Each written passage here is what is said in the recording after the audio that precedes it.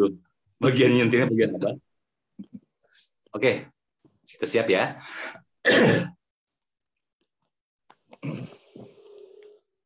Oke, Sampurasun, selamat malam semuanya. Ketemu lagi sama kita di program Nampi. Nampi itu sebenarnya singkatan ya, Nampi di Rama itu. Ngobrolin, sebentar, begini ya. Ngobrolin adat masyarakat dan peradaban di Indonesia. Nah, malam ini kita kebetulan kedatangan dan mendapatkan tamu-tamu yang spesial. Ada di sudut biru ada Abah Uci, guru, orang tua, sahabat, dan tempat mencurahkan isi hati kita nih semua. Di sudut merah ada Mas Bram. Mas Bram ini cinta tembakau lah. Mungkin disebutnya jemaah tembakau Indonesia kali ya, lebih keren ya. Oke teman-teman, jadi kita malam hari ini kita akan membahas temanya yaitu di Nampi malam ini kita akan membahas tentang tembakau. Jadi apa kabar tembakau Nusantara ini? Sebelum kita masuk ke pertanyaan-pertanyaan yang sedikit nakal mungkin ya, ini mau ke Abah dulu kali. Ke Abah dulu, sebagai penikmat tembakau Nusantara, Bah, bingung nggak sih, Bah, kalau misalkan tembakau di Indonesia itu kan benar-benar menghasilkan cukai yang lumayan ya, Bah ya? Maksudnya untuk pendapatan negara. Yeah. Tetapi kayak musuh Bah sama tembakau teh gitu kan ya, kayak musuh gitu, gambar-gambarnya pun mengerikan lah gitunya. Tembakau atau rokok? Tembakau dan rokok kali ya. Ya memang tembakau tidak bisa terlepas dari persoalan rokok sih zaman sekarang ya. Ya. Nah kalau misalkan Bah, ini kan pro kontra kan kenceng banget ya Pak ya, di kalangan masyarakat umum itu. Memang tidak besar sih ya, kelompok kecil gitu ya. Sebenarnya apa sih Bah yang salah dengan tata kelola dan regulasi yang ada di negara kita ini, Bah? Mangga. Ya, terima kasih, Kang. Yang bukan persoalan tidak ada yang salah, tapi salah semua. Iyalah. Iya. Kita kan jadi ingat ya, selalu di mana-mana ada larangan, bahkan pada kemasan, terutama pada kemasan rokok, baik itu yang kretek maupun yang lainnya, itu dipasang satu gambar yang desainnya memang menyebalkan. Sengaja jelek. Jadi kemasan sebagus apapun akan jadi jelek. Iya. Lalu ada tulisan merokok membunuhmu. Ini tulisan tergoblok sedunia. Memang sengaja, mungkin ini konspirasi dunia untuk menuliskan hal itu. Seharusnya bandingkan yang mati akibat kecelakaan lalu lintas, mana yang lebih banyak? Bilanglah, rokok mengakibatkan kanker. Yang kanker bukan karena rokok, berapa banyak? Oke. Kemudian ada tulisan rokok membunuh, harusnya di semua sarana transportasi itu ada tulisannya. Naik pesawat terbang di tiket itu ada tulisannya. Naik pesawat terbang ini bisa membunuhmu. Naik kendaraan roda 4, roda 2, mungkin di tangkinya harusnya ada tulisan. Emang di mana yang tidak bisa membunuh? Bahkan mungkin di rumah sakit juga harusnya ada ditempel di situ. Masuk rumah sakit ini bisa membunuhmu. Jadi bukan ancaman itu sebetulnya tidak fair gitu. Tidak fair itu dalam bahasa Indonesianya apa ya? Tidak sportif. Sportif ya. Nggak sportif. Ini berarti kan ada satu situasi politik terkait persoalan ekonomi. Bagaimana penguasaan dari bangsa asing terhadap wilayah kemakmuran bangsa Indonesia. Nah, terkait persoalan tembakau Indonesia itu tembakau yang bagus kok. Tidak kalah dengan tembakau dari luar negeri. Bahkan di sini pertaniannya itu ada kecenderungan iseng aja. Tanam jadi nggak ada masalah kok. Saking suburnya ya, Pak ya. Saking suburnya. Tidak ada satupun bangsa asing yang tidak jatuh cinta sama negeri kita, dan mustahil di bawah di dalam pikirannya mereka tidak ingin menguasai wilayah kita. Nah, makanya dijajahnya selain dari bangsa asing, sama kita sendiri dijajah ya, Pak ya, sama bangsa sendiri. Betul. Iya. Lalu coba lihat dari tenaga kerjanya. Tenaga kerja di kita itu sangat banyak. Itu persoalan bagaimana tembakau dijadikan sarana kerja yang kemudian dibuat dengan tangan-tangan yang terampil. Ya, ya. Jadi bukan dengan mesin, tapi ada yang dengan mesin. Nah, tapi kan ini harus dimatikan. Harus dimatikan, harus dikurangi, bahkan ada kecenderungan orang-orang yang mengaku dirinya intelek sekalipun, itu seolah-olah mendukung untuk gerakan anti rokok atau anti tembakau. Secara tidak langsung anti tembakau. Nah, ini kan hanya persoalan ikut-ikutan juga. Coba lihat dari larangan merokoknya. Nah, misalkan no smoking area. Smoking di sini maksudnya rokok. Tapi untuk Mas Bram bebas karena nggak ada gambar cangklong dicoret. Dan itu rokoknya yang gambarnya ada filter semua ya Mas ya? Ada filternya ini Mas, ada filternya.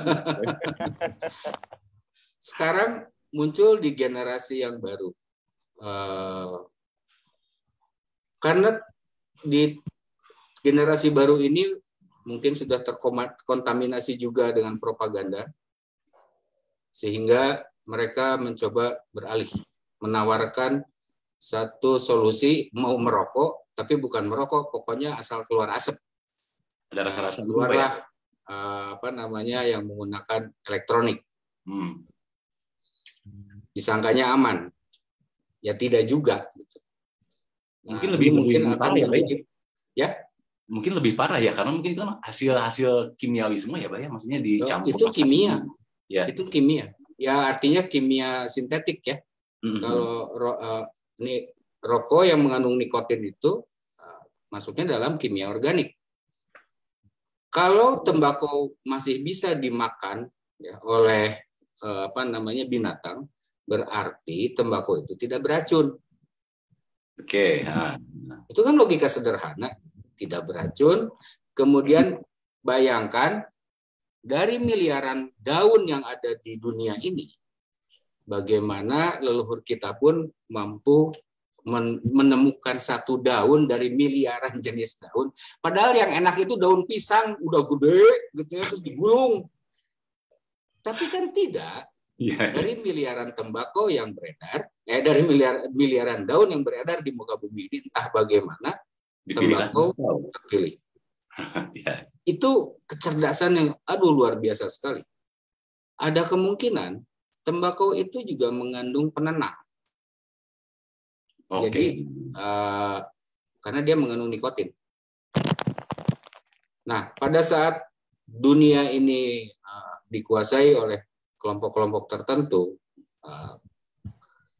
kelompok penguasa industri, ekonomi, masyarakat kan nggak boleh tenang, harus gelisah, dibuat tidak nyaman ya. Tapi dengan adanya nikotin, masyarakat menjadi tenang. Kamu orang Indonesianya, iya, apa no problem, yang penting bisa hasilan gitu ya Pak ya. Iyalah, harus sampai seperti itu. Jadi kita lari dulu ke ini ya, kita lari dulu ke Mas Bram. Mas Bram? Ya, hadir. Jadi tadi kita mau manggilnya Om Mbak, saya cuman nggak enak ya kalau manggil Om, kayaknya saya terlalu muda gitu. Jadi manggilnya Mas. Mas Bram. Harus bayar apartemen. Kita punya sedikit pertanyaan nih Bram. Mas Bram, bisa ceritain sedikit dong sejarahnya tembakau di Indonesia, Mas? Yang ringkes-ringkes aja, biasalah. Sebenarnya sejarah tentang tembakau di Indonesia itu sudah sangat lama ya. Soalnya tentang tembakau sendiri itu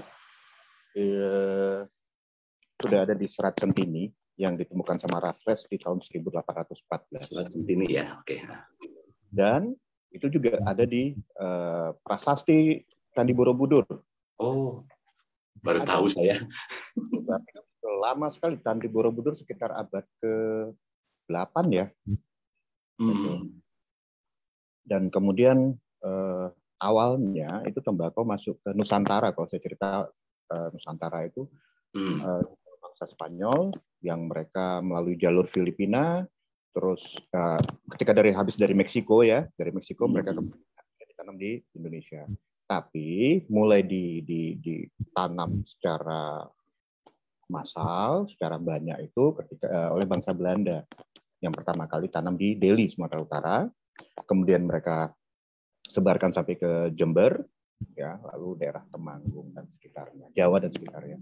Sebenarnya untuk tembakau sendiri Indonesia itu dari Aceh sampai Papua ada, gitu. Kalau kebanyakan di Indonesia ini yang ditanam adalah varietasnya jenis Virginia, ya varietas. Tapi kalau Papua sendiri itu dari Australia. Jadi di dunia ini banyak tembakau. Oh, cuman memang dia cocok dengan tanah yang ada di Nusantara di Indonesia kan sebenarnya. Betul. Nah, aku kali kita ngobrol kan, kayak di beberapa tempat di salah satu provinsi Kalimantan ya kalau nggak salah Mas ya.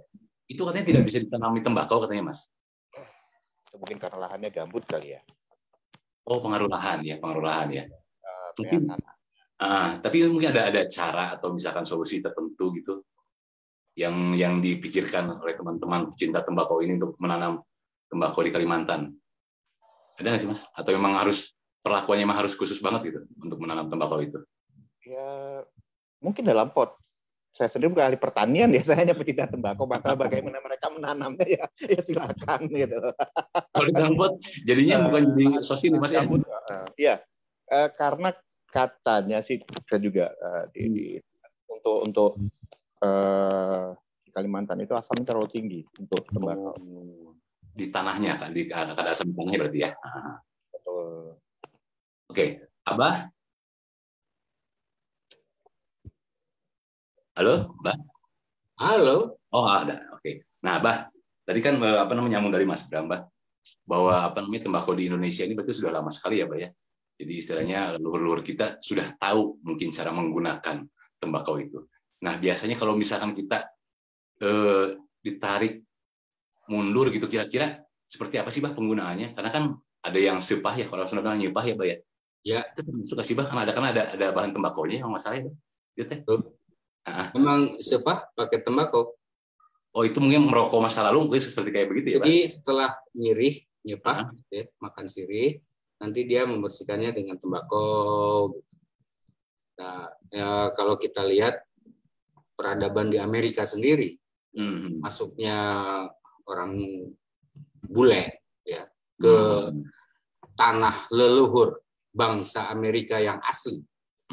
Nah, jadi para koboi ini masuk ke sana, lalu mereka juga kan mulai memakan tembakau karena mereka tidak punya kokain. Oh, iya. Karena masyarakat asli Indian itu yang disebut Indian padahal bukan Indian, tapi masyarakat asli Amerika yang berkulit merah, mereka mengunyah kokain. Biasanya untuk berbuka itu mirip ya? Ya. Nah, selain menenangkan, tapi juga meningkatkan kewaspadaan. Nah, sedangkan untuk para koboi ini, mereka mengunyah itu untuk menenangkan. Jadi tembakau itu karena mengandung nikotin, dia menenangkan, sangat menenangkan, sehingga mungkin juga sebagian kemudian berkembang menjadi apa yang kita sebut sebagai cerutu ya. Yang ya saya juga bukan ahlinya dalam persoalan sejarah rokok, tapi cerutu ini entah dari kapan mulai adanya cerutu, apa cerutu dulu atau cangklong dulu. Itu nanti mungkin Mas Bram yang akan menjelaskan. Bagaimana tuh? Kemarin kita waktu di Jogja kita ketemu tuh diajarin juga nih, Mbak, kita cara membakar dan menyalakan cerutu yang baik.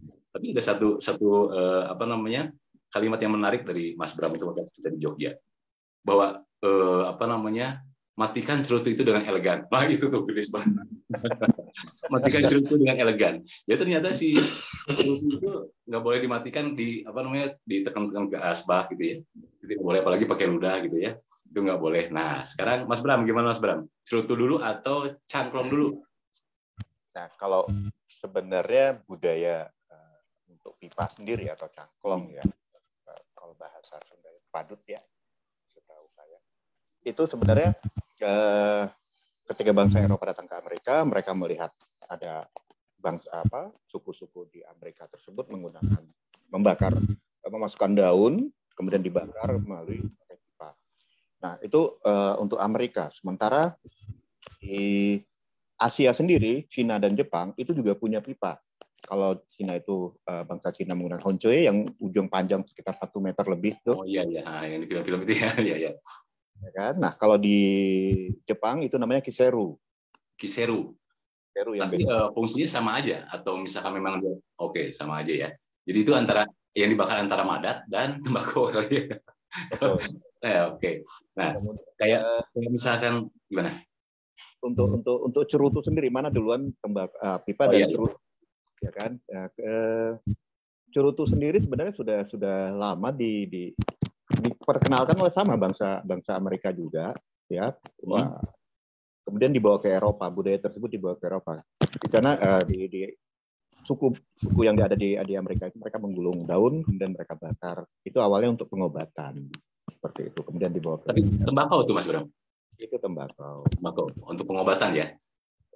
Nah, jadi tergelitik nih. Berarti kalau misalnya untuk pengobatan selain tembakau daunnya dijadikan rokok dia. Berarti ada fungsi lain dong dari akar sampai dengan daun tembakau itu. Sebenarnya banyak ya. Kalau untuk pengobatan sendiri, kenapa sampai ada rokok kretek di Indonesia? Karena kita kan beda dengan yang negara-negara lain. Di Indonesia ini kita punya cengkeh. Oke. Kita diperkenalkan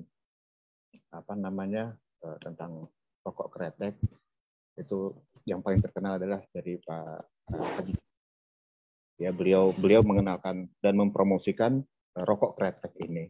Dulu sebenarnya bukan rokok yang dicampur dengan diiris-iris cengkeh, dimasukkan campur tembakau, dihisap dan itu melegakan pernafasannya karena beliau ada gangguan pernafasan. Dan beliau awalnya dari situ ya. Awalnya dari situ. Ketika terbakar itu bunyi kretek. Disebutnya kretek. Gitu.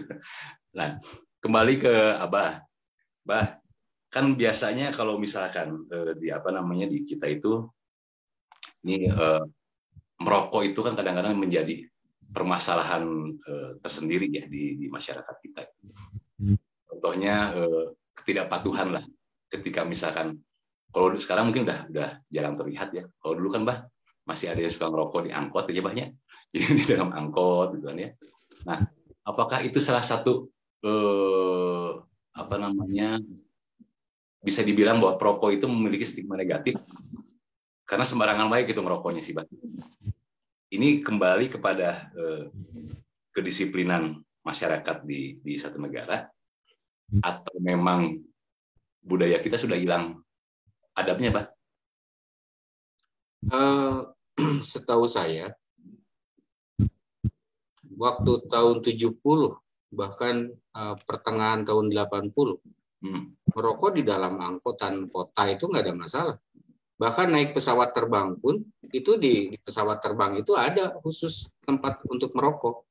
Oh, jadi kayak smoking area yang banyak. Ya, asalnya di pesawat terbang orang mau merokok aja. Lama-lama mulai dikasih tempat. Biasanya di bagian dekat buntut. Yang kalau kecelakaan pasti selamat. Karena yang rusak itu bagian tengah dan hancur bagian depan. Yang belakang biasanya selamat. Jadi para perokok itu biasanya selamat gitu. Nah, pada saat di zaman sekarang ketika propaganda anti rokok itu bisa dibilang berhasil, tapi mudah-mudahan sih di Indonesia itu semakin berkurang. Yang jadi masalah adalah ketika bangsa Indonesia pada waktu itu sudah tidak merokok lagi jenis kretek maupun yang dipakai daun kawung itu loh. Oh iya. Nah, jadi waktu dulu tuh mereka pada ngerokok seperti itu, bahkan di dalam kendaraan umum itu tuker-tukeran rokok. Nah, propaganda anti rokok kemudian muncul karena satu, munculnya rokok yang menggunakan filter. Yang cenderung sekarang ini kita sebut sebagai rokok putih, yang dulu isinya itu adalah rajangan kertas dikasih esens tembakau. Jadi baunya menyengat. Oh, jadi rajangan kertas di apa dikasih esens tembakau, Mas? Esens tembakau, ya. Nanti Mas Bram akan menjelaskan itu kok. Nah, Mas Bram, ayo jawab Mas, benar apa enggak nih? Coba. Nah, kemudian yang jadi persoalan adalah pada saat rokok, puntung rokoknya dibuang, itu karena organik semua, tidak ada masalah. Bahkan menyuburkan tanaman, menyuburkan tanah. Sedangkan ketika menggunakan filter, nah ini yang tidak boleh dibuang sembarangan. Muncullah sampah baru. Sampah dari filter rokok putih, ya, jenisnya rokok putih, yang merupakan mungkin masyarakat barat menyebutnya sebuah teknologi untuk menyaring ternya, bukan nikotinnya, ternya sebetulnya yang disaring. Karena ada kecenderungan mungkin gigi jadi coklat. Gitu. Kalau merokok yang kretek nggak nempel ke baju, baunya nggak nempel kok. Oh iya benar. Itu menyehatkan orang yang turut menghisap. Iya benar. Iya. Dibuktikan oleh Dokter Greta kan. Ya. Dokter Greta membuktikan bahwa terapi asap ya, itu orang yang di sekitarnya pun kena manfaatnya. Ya sama kayak ganja lah. Tisdam itu, tis dan damai ya, ganja itu. Oh gitu, tisdam. Oh, iya, tisdam. Kayaknya saya kurang bergaul ini. Saya nggak tahu. Tis dan damai Mas tuh katanya Mas. Ganja itu bukan hanya yang menghisapnya, tapi kalau kita ada di dalam satu ruangan, ya sama-sama enjoy di dalamnya. Yang enjoy ada yang utah ya Pak ya? Iya. Nah rokok juga pada waktu itu karena menggunakan kawung ya, ininya biasanya menggunakan daun kawung, ada yang menggunakan daun jagung juga, itu nggak ada masalah. Dan itu menyehatkan di lingkungan, apalagi yang menggunakan kemenyan. Rokok kemenyan. Ya, nah aroma kemenyan itu akan merangsang sistem saraf di otak. Jadi yang masalah itu adalah ketika propaganda rokok putih, bahayanya rokok putih yang rajangan kertas dicampur saus tembakau, itu disamaratakan dengan rokok herbal yang ada di kita.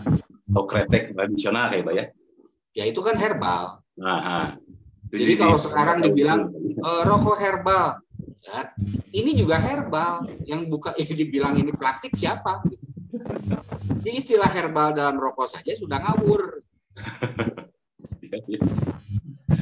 Mas Bram, sikat Mas. Tadi yang masalah kertas diranjang campur pakai saus sambal dan saus kecap apa tadi?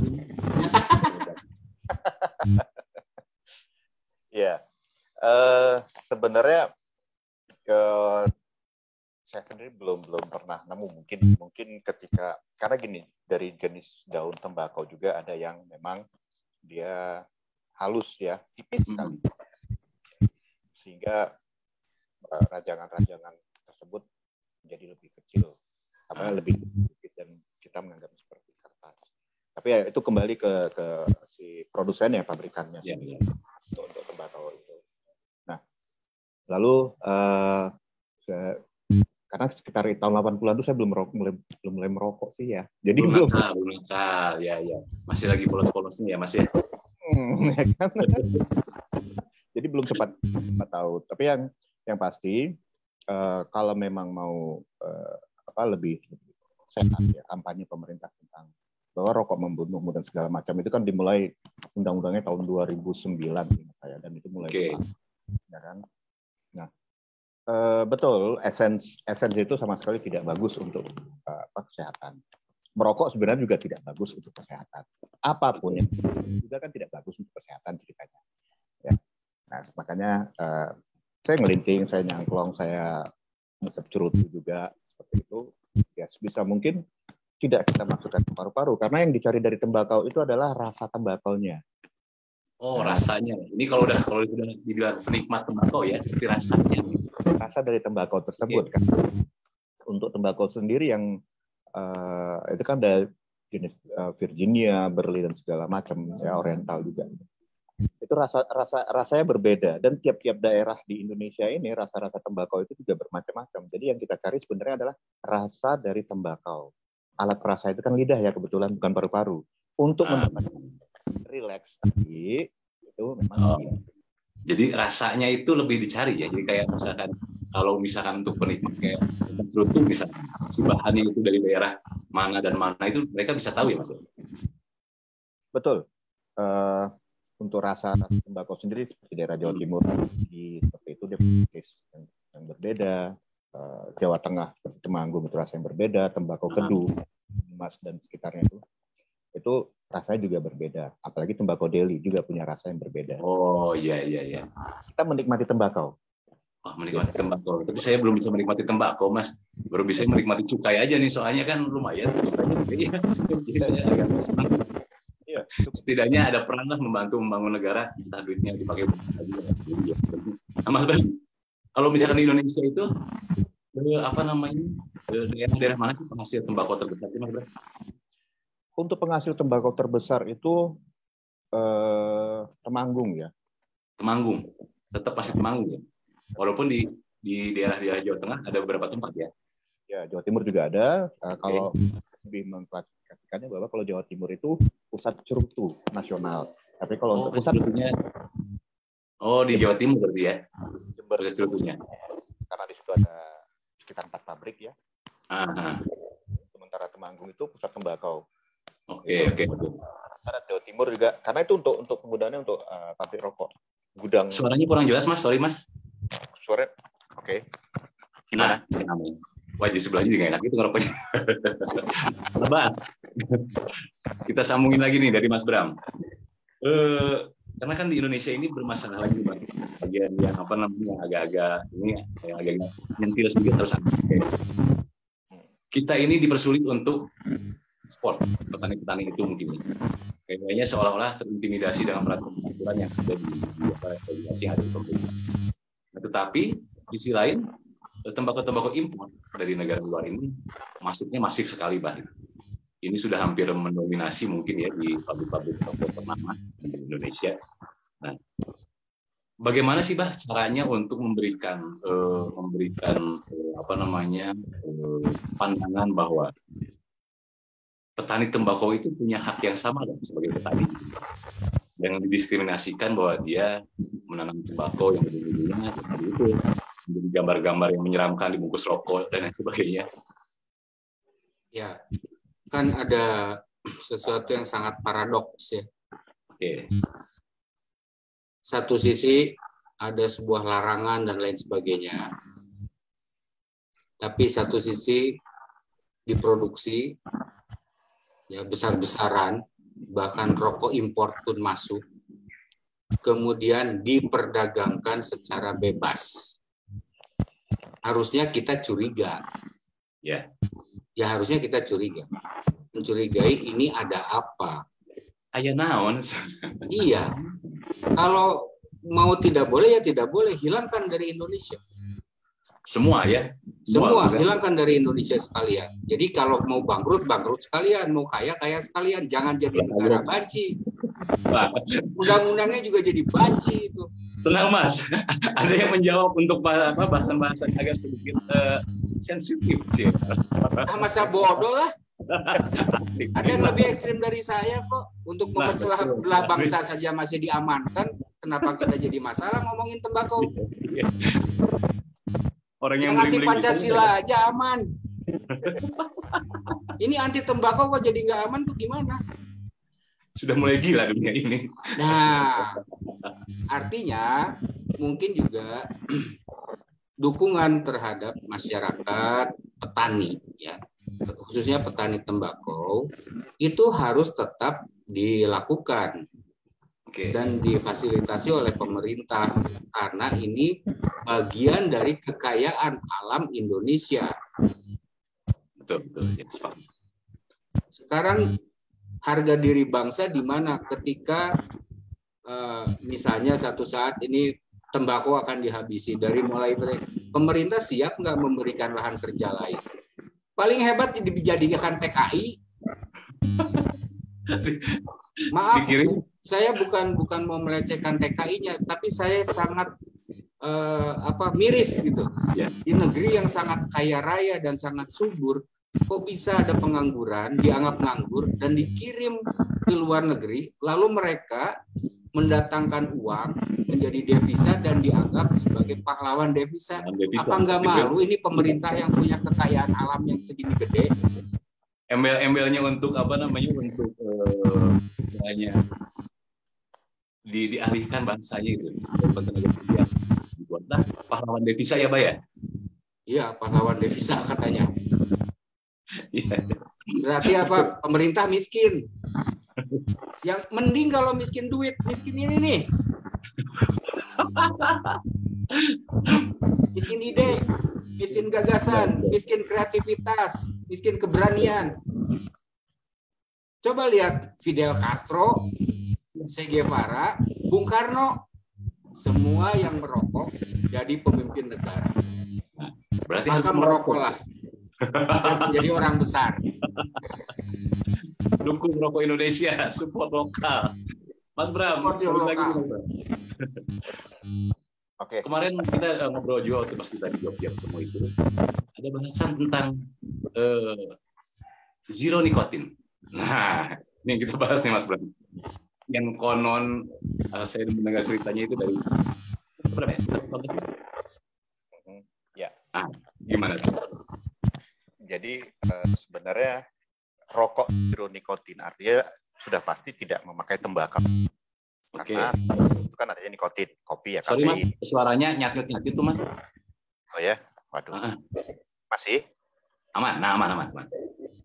Oke, lanjut. Zero nikotin itu artinya rokok yang tanpa menggunakan tembakau. Ya, rokok alternatif. Di Indonesia sendiri sudah lama, sekitar dimulai tahun 2016.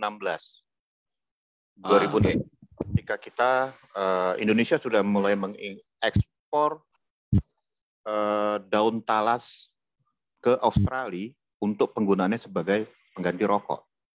Jadi pengganti rokok. Pengganti tembakau, sorry. Maaf, pengganti tembakau. Nah, jadi mulailah di terutama daerah Jawa Timuran itu mereka mulai memakai daun talas ya untuk dijadikan pengganti rokok itu tadi, pengganti tembakau tadi. Ya. Nah, seperti itu. Sebenarnya secara nilai ekonomi sih lumayan, ya.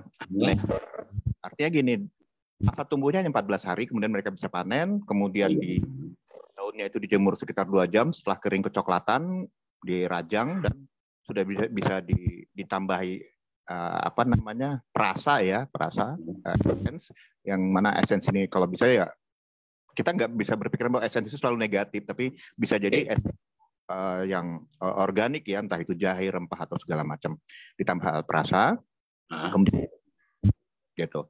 Dan market kita Indonesia saat itu sampai dengan saat ini adalah Australia. Tapi masih berjalan tuh Mas? Sampai sekarang masih berjalan. Sampai saat ini. Jadi penasaran pengen nyoba. Karena kan kalau di kita mah daun talas untuk makan gurame ya. Oke. Makan gurame. Coba nanti saya mau jemur. Dibawain. Atau main-main. Main lagi ke Jogja. Kebetulan ada teman di Temanggung, di Parakan, yang membuat rokok dari daun talas itu tadi. Zero nikotin. Karena memang kemasannya harus. Itu batangnya apa daun sih Mas? Daunnya yang pakai. Daun talasnya. Oke, berarti itu kalau misalkan dijadikan alternatif untuk ganti tembakau, itu sangat ekonomis sekali ya. Maksudnya pasarnya sudah ada, banyak karena punya jargon zero nikotin gitu ya. Tapi kesulitannya Mas, maksudnya pemerintah yang kita ngobrol tuh bahwa ketika mau mengajukan izin gitu ya, Nah, untuk izinnya ini teman yang di Parakan, kebetulan dia agak kesulitan karena dia bukan tembakau, jadi tidak bisa keluar cukai. Oh iya iya. Ya kan? Jadi harus Dan apa tuh ya Mas kira-kira Mas? badan. Iya, jadi regulasinya memang belum ada. Jadi sampai sekarang pemerintah belum memikirkan regulasi untuk pengganti tembakau itu tadi, rokok yang tidak menggunakan tembakau itu tadi. Oke. Ya Nah, padahal jadi potensinya ada, cuma pemerintahnya yang mengeluarkan izin, dibilang tembakau kan, nikotin gitu kan? Iya. Tapi suaranya Mas, sorry Mas, putus-putus lagi Mas. Putus. Oke. Nah, nyaman. Waduh, nggak boleh gerak jadinya. Abah, kita kembali ke Abah. Berarti di Indonesia itu di Nusantara khususnya gitu, banyak sekali kembali lagi ke potensi alam yang dimiliki oleh Indonesia. Sekali bisa dijadikan alternatif kayak misalkan berang kita pertanyaan zero nikotin. Riki, suaranya kurang jelas Riki. Tabrakan di saya apa di Mas Bram? Oh, dari ininya Mas Bram, apa namanya, dari plug-innya iPhone sepertinya. Atau mungkin dari cangklongnya Mas Bram. Menggoda sekali, Mang. Oke, kembali lagi. Bahwa di Indonesia itu kan banyak sekali yang bisa dijadikan, potensinya besar sekali ya untuk dijadikan apapun itu, kayak misalnya temannya membuat zero nikotin itu. Nah, biasanya nih Bah, kalau misalkan di kita selain tembakau sementara itu, apalagi sih Bah yang bisa diolah selain malas, yang bisa dihisap, selain ganja juga Bah? Gimana? Oke, sebentar ya. Aman suaranya Bah? Ya, aman. Nah, Cek sound. Mas Bram? Nah, itu bagus tuh suara Mas Bram. Ya. Oh iya, berarti dari handphonenya. Oke, kita ulangi ya. Potensi kekayaan alam kita ini kan sangat besar sekali, Bah. Kayak tadi Mas Bram menyinggung bahwa temannya itu membuat zero nikotin dari berbahan dasar daun talas gitu, Bah. Nah, selain daun talas yang Abah ketahui gitu, leluhur kita dulu itu suka ngudut itu selain tembakau dan talas gitu, Bah. Itu apalagi sih yang bisa dihisap gitu, Bah? Selain ganja, kawung. Kawung. Daun kawung dari pohon aren. Itu maksudnya dijadikan tembakaunya atau sebagai kertas ya, Bah? Dua-duanya. Kadang-kadang digulung juga. Kemudian kalau persoalan tembakonya yang saya tahu ya tidak hanya dijadikan rokok atau sejenis cerutu juga. Kemudian untuk nyisik istilahnya. Nyisik teh ini ya, apa namanya? Ya. Ya. Dan kalau yang alternatif lain kayaknya nggak ada. Nggak ada ya? Atau mungkin saya yang belum tahu ya. Apakah ada alternatif lain untuk dijadikan rokok?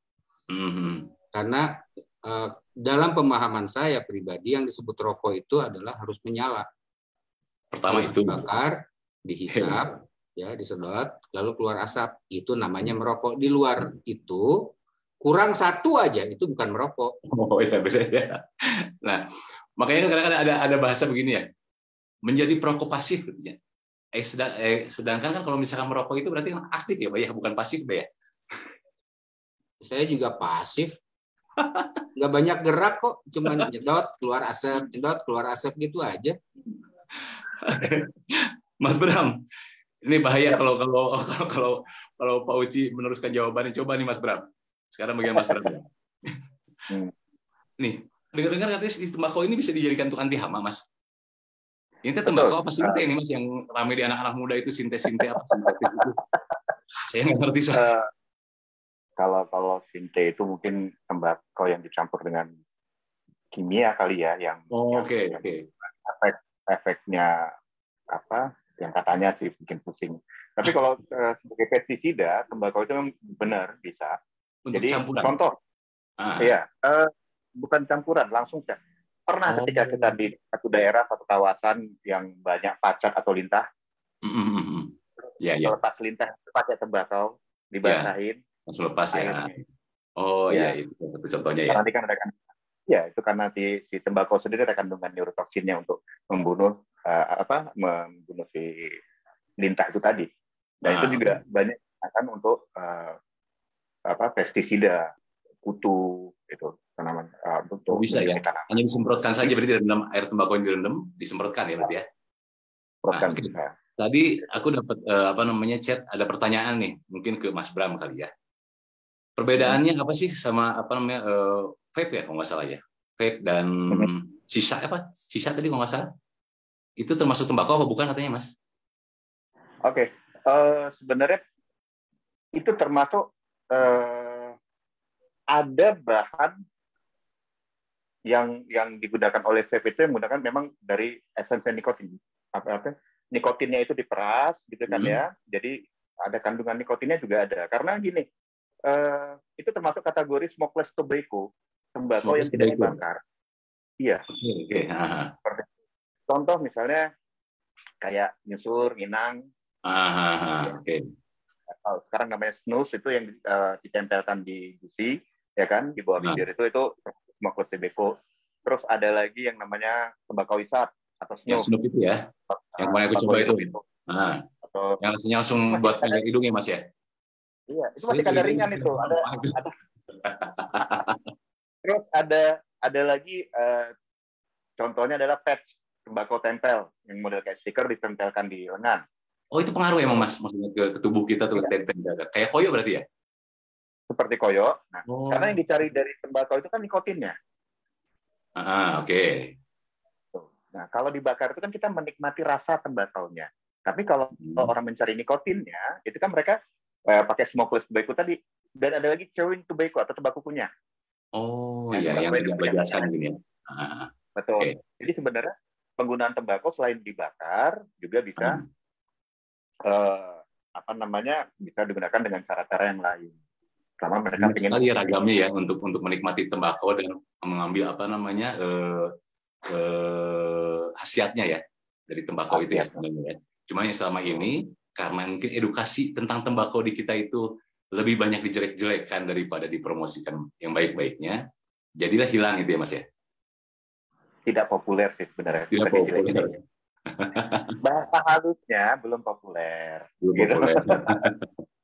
Iya, karena ketika ada teman yang dari luar negeri, mereka bilang bahwa Indonesia itu surga untuk merokok karena smoking area itu di mana-mana seperti itu.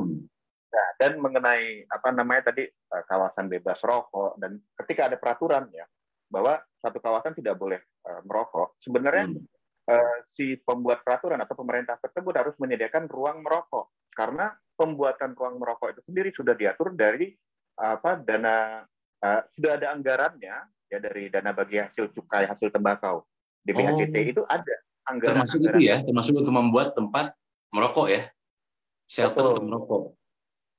Jadi kalau cerita tentang peraturan sendiri sih banyak ketidakpahaman. Jadi, Mas tidak boleh merokok di sini. Oke, kalau memang tidak boleh merokok di sini, di mana saya harus bisa merokok? Ini dia diajarin nakal nih sama Mas Bram berarti ini. Kita harus agak bisa sedikit ngelawan. Iya, bukan diajarin nakal, hanya ketidaktahuan itu sehingga kita kesannya kayak pendosa gitu loh yang harus merokok itu ya. Harus miskin, sebenarnya tidak gitu loh. Jadi sebenarnya ada aturannya, ada peraturannya yang memang dibuat gitu kan, seperti itu.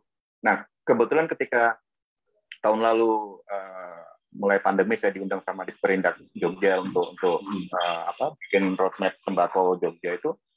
Nah, DBHJT ini sebenarnya kembalikan ke petani untuk mengembangkan varietas mereka untuk segala macam. Tapi karena pandemi terpotong untuk kesehatan jatuhnya. Nah, gitu, prioritas kesehatan. Nah, sebenarnya ya itu. Kalau ada kawasan tidak merokok, harusnya ada tempat untuk merokok. Disediakan khusus ya bagi perokok-perokok itu ya. Nah, kira-kira itu yang tadi kata Mas Bram, uangnya itu sebenarnya kemana sih, Kalau misalkan kita dibilang si cukainya itu besar gitu ya, hampir triliunan rupiah. Mungkin kalau nggak salah baca aku tahun 2021 itu pendapatan dari cukai rokok itu hampir 197 triliun kalau nggak salah. 197 apa?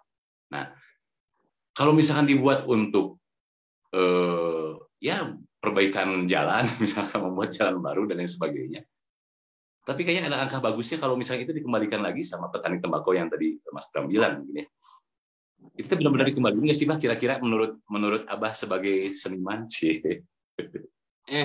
Harus sadar dulu, ini kan Indonesia. Oh iya, saya lupa. Karena saya di negara ini bikini bottom, saya di Uganda aja nggak gini-gini amat. Nah, karena banyak ini, Bah, banyak yang mungkin di bawah sana masih banyak orang-orang yang tidak bisa berani bersuara ya, Bah ya. Ketika misalkan mau bertanya itu kayaknya mentok di, aduh, iya kudu nanyanya ke pejabat nih gitu kan. Karenanya bagian bagi ku datang ke dia, sementara dari pemerintahannya sendiri pun tidak pernah ada kayak sosialisasi ya, maksudnya kayak misalnya tadi yang kata Mas Bram bilang bahwa ternyata dari hasil cukai itu sudah disediakan gitu, maksudnya dana untuk membangun ruang-ruang tempat-tempat untuk smoking area gitu, Pak ya. Ini teh kebiasaan yang sebenarnya kebiasaan yang menahun ya, Pak ya. Kebiasaan yang menahun. Nah, kalau misalkan kita mau pangkas itu gitu, maksudnya supaya lebih terbuka untuk urusan-urusan yang petani-petani tembakau, supaya mereka tahu juga gitu, bahwa apa yang mereka tanam selama ini itu bisa kembali lagi ke mereka si uangnya. Nah, ini kan udah berpikir keras nih kalau ini bagian Abah lah. Nggak berpikir keras, gampang kok. Apa bedanya kasus tembakau ini dengan kasus garam? Ya, oke, paham. Negara, sebuah tanah air yang terdiri dari kepulauan-kepulauan yang banyak memproduksi garam bisa impor. Saya lalu ketela pohon. Ke depan, jangan-jangan tembakau juga sama. Sebetulnya bukan jangan-jangan, sudah. Tembakau asing sudah masuk ke negeri kita. Ya. Dan itu tentu akan mematikan para petani tembakau. Di satu sisi, yang paling penting lagi yang harus kita pahami adalah bahwa kita hidup di Indonesia. Betul. Kalau di atasnya 100 turun atau 1000 turun, nanti di tengah-tengah berkurang. Terus sampai ke petani ya tinggal berita. Jadi kalau misalnya tambah-tambahan berita gembira gitu. Jago ya. Tapi kalau misalnya sama dengan, nah itu yang agak-agak mislead ya, Pak ya. Oh iya. Itu dulu yang harus disadari, itu bahwa kita hidup di Indonesia dengan sistem yang sangat ajaib. Dengan kegagalan pemerintah dalam mengelola kekayaan alam Indonesia menunjukkan ketidakmampuan untuk mengelola warisan dari para pejuang-pejuang di zaman dahulu yang mengorbankan nyawanya. Oke. Kan harusnya ini semua yang adalah apa bedanya dengan minyak? Berapa ribu hektar, berapa juta hektar perkebunan kelapa sawit dijadikan minyak, lalu sekarang kurang minyak. Mas tuh sudah ditegaskan sama Abah tadi itu kan. Nah, berarti ada yang masalah dengan sistem pemerintahan regulasi di negara yang kita sebut, kita tinggal di negara Indonesia. Nah, itu catatannya. Itu perlu ditebalkan tuh Indonesianya itu. Nah, sekarang apa sih Mas usaha apa yang dilakukan para petani tembakau di Indonesia khususnya gitu, agar pemerintah itu mau sih gitu melonggarkan peraturan atau membuat peraturan yang memang pro ke petani tembakau yang tadinya misalkan susah untuk ekspor dan lain sebagainya itu dipermudah. Ada nggak sih Mas ke arah itu? Sebenarnya kalau untuk itu tuh sudah lama ya, para sempat ada, pernah tahun 2019 ingat saya, ada petani tembakau yang berdemo ke 2020 ketika cukai naik, 26 September cukai naik, kemudian para petani tembakau sempat berdemo di Istana Negara. Cuman kan tidak terekspos seperti itu, tutupan sama berita-berita pandemi. Oke. Tapi sampai mana dan sejauh mana saya juga kebetulan belum sempat mengikuti. Itu ada usaha-usaha seperti itu ada. Nah, kayak misalkan, gimana? Sorry, silakan lanjut Mas. kembali lagi kalau tembakau itu di Indonesia walaupun dia sebagai penghasil devisa pendapatan tertinggi negara tetap jadi anak tiri. Ya, nah makanya itu berarti itu PR kita ya, maksudnya PR kita bersama sebagai perokok ini, kita mungkin harus buat hashtag kayaknya Mas.